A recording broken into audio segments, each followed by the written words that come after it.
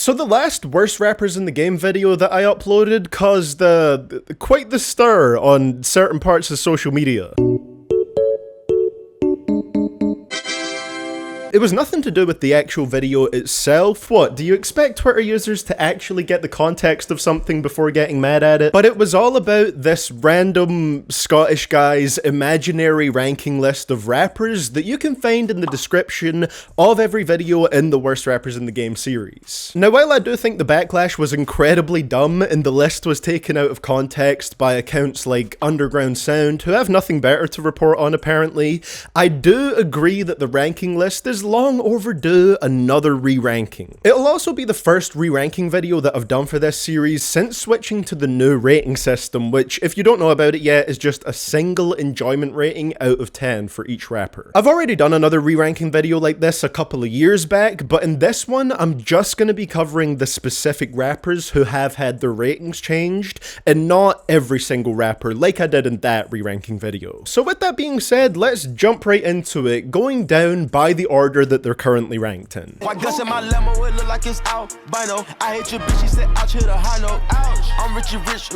Sometimes my ratings for an artist or artists change because they've dropped some new music, and sometimes it's just because I enjoy the music they've already dropped slightly less or slightly more over time. I'm a strong believer in being completely open to your opinions changing over time, and I think now Migos should be higher than Rae Sremmurd in my ranking list with a slight increase to their rating. One of the main things that hurt their rating for me before was the oversaturation of their music, with albums like Culture 2 being way too long for its own good and not doing enough to really mix up the traditional Migos formula. But I'm gonna be honest, I kind of approach these albums a little bit differently now after the tragic passing of Takeoff. We likely won't get any new Migos music anymore, and it just makes me appreciate the stuff that they have out there, the fairly solid output that they have, just that little bit more. It hasn't changed my opinion in a huge way because, one, I still liked their music originally, 6 is a positive rating and it's a good rating to get in this series,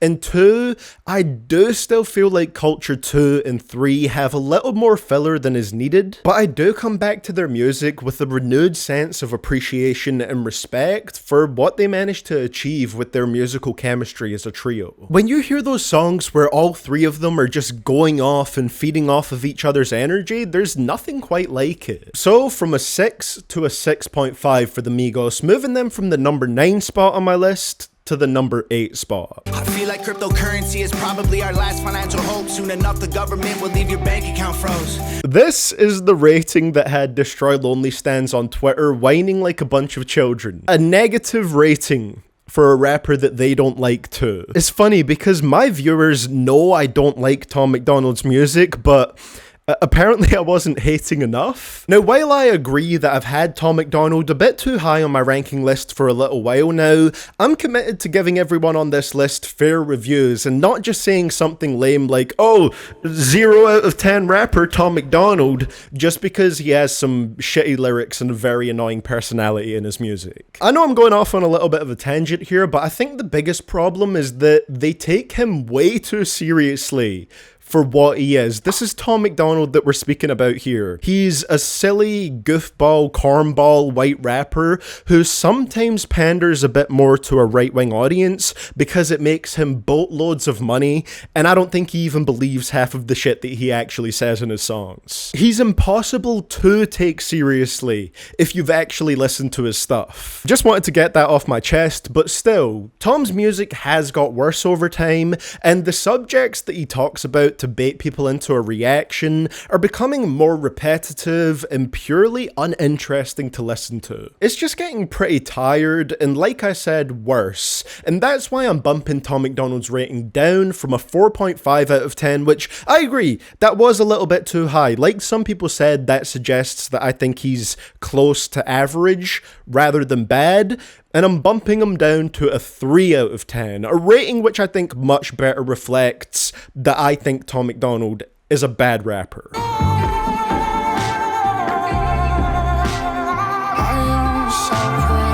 The Yachty rating was another thing that quite a few people brought up, and I do understand why people mentioned it, but if they actually watched the Worst Rappers in the Game videos, you know, the videos that exists specifically to give context to the list that you're commenting on, they would know that Yachty's rating so far didn't take Let's Start Here into account, an album that I really enjoyed a lot. Yachty went for a new sound for him on that album, it really paid off, and it resulted in what I would probably say is my favourite album from him so far, just packed with the best music that he's ever made. That's why I'm moving him from a 4 out of 10 to a 6.5 out of 10, moving him up to the number 10 spot on my list, which is a pretty huge rise from the number 22 spot that he was at. And if you're wondering why his rating isn't higher than a 6.5, the rating does take Let's Start Here into account, and it's weighted more heavily towards a rapper's most recent music because that reflects where they're at right now, but it still takes everything I've heard from them into account. And Yachty's two other most recent albums, Michigan Boy Boat and Lil Boat 3,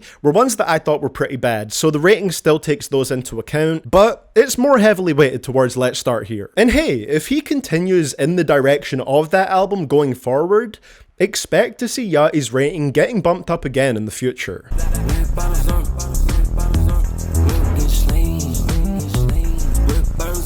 The best way that I can describe Yeat right now is that he's one of the most frustratingly inconsistent artists out there for me. I said in my written review for Afterlife that half of the time on that album, not like for the first half, but just half of the songs throughout the album, I felt like I was listening to one of the more exciting and creative artists that's out there right now. But then for the other half of the songs, I just felt like I wanted to skip them or listen to anything else after the first 30 seconds. And it's an interesting case because I really do want to like his music more than I currently do, but it's just a little bit hard for me when he still has quite a bunch of songs out there that I find off-putting, whether that's because of the production on them or the actual rapping. But regardless, I'm bumping his score up from a 4 out of 10 to an optimistic 5 out of 10 because some of his older stuff has been growing on me recently, and he's just an artist that I think has a lot of potential going forward. Some people think Yeat's music is dumb as all hell, and I think a lot of that comes from the fact that sometimes he can have quite a goofy sounding rapping voice, but I think there's actually a hell of a lot of creativity and uniqueness in there. I just want him to be able to harness that sound into a more tightly crafted project rather than the 20 plus song albums that he keeps giving us that burn me out of his sound a little bit, because I do think there's something new there with Yeat's music. And to be honest, after doing the Destroy Lonely Worst Rappers in the Game, it made me appreciate Yeat's music a little bit more because he's in a similar scene to Destroy Lonely, but he has a way more interesting vibe and more energy in his music. Thank you to Destroy Lonely for helping me appreciate other artists more. Addicted to dick, she got ADD. I ain't never ever picked a bitch that ain't picked me. Control your baby hairs, I'm slicker than edge control. I don't know why I had Blueface at a 4 out of 10 if I'm being honest. Like, yeah, he has some pretty funny wordplay, but man has been putting out straight ass for years now, and is as gimmicky as ever. By 2023, where we're at right now, I feel like he's really overstayed his welcome in the rap game. 2.5 out of 10 for Blueface, moving him to the number 30 spot on my list. One of the worst rappers in the game for me right now. There we go.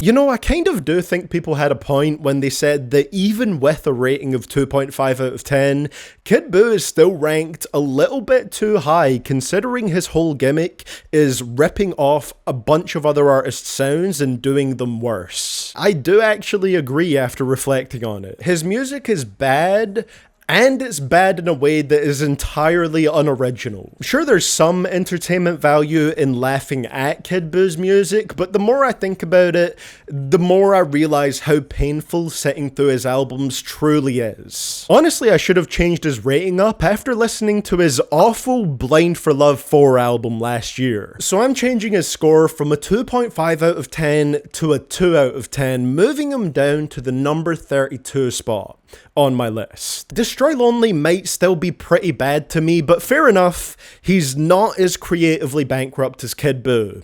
Speaking of Lonely, I come alive in the nighttime.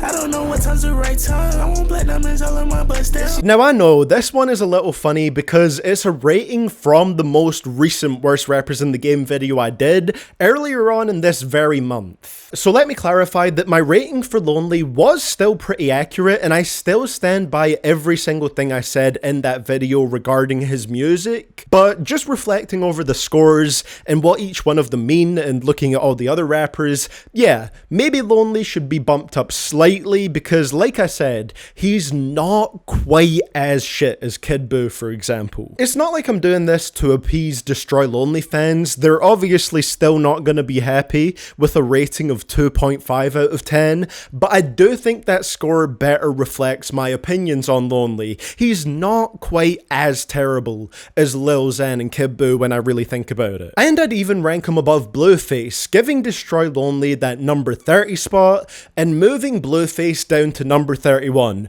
But make no mistake about it, Destroy Lonely is still one of the worst rappers in the game to me. His music still sucks. You should still go and watch that Destroy Lonely Worst Rappers in the Game video if you haven't seen it, because I'm really happy with how it turned out. I thought it was a really good video and it perfectly reflects how I feel about his music. Just keep in mind when you're watching it that at the end when I give his rating, there's been a 0.5 increase to it. So there you have it, guys. That is the new Worst Rappers in the Game ranking list as of June 2023. I feel like this list definitely reflects how I feel about everyone on it a little bit better. If I ever have multiple major re-rankings to do for this list in the future, I'll do them in another video like this, but if there's any other times where I'm just changing the ranking of one rapper on the list, let's say because they dropped a new album or something like that, I'll probably just post about it on my community tab to let you guys know why that rapper has moved and what their new score is. With that being said, thank you so much guys for watching this video, and you can click right there on the screen to check out my Worst Rappers in the Game video